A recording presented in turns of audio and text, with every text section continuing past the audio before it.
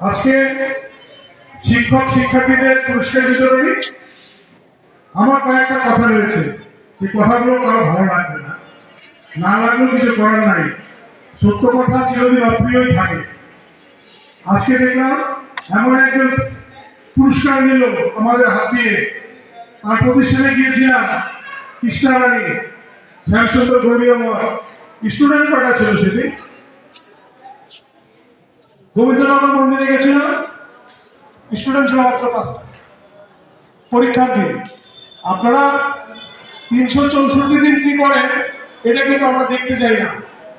যেদিন মূল্যায়ন পরীক্ষা হয় বছরে একদিন, সেদিন হয়তো ভিড় হয়। আমি এইবার প্রথম অনেকগুলো মন্দিরে গিয়েছিলাম, তার মধ্যে গোবিন্দনগর মন্দির একটা।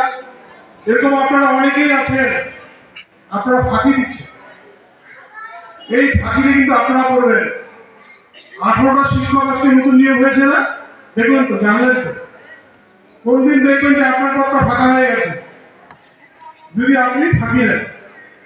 এই ফাঁকি দেওয়াটা তো আপনি আপনাকে দিচ্ছেন না, আপনি যে স্টুডেন্ট পড়াচ্ছেন না, বা আপনার যে 30টা স্টুডেন্ট থাকার কথা, সেই 30টা স্টুডেন্টকে তো আপনি পড়াচ্ছেন না।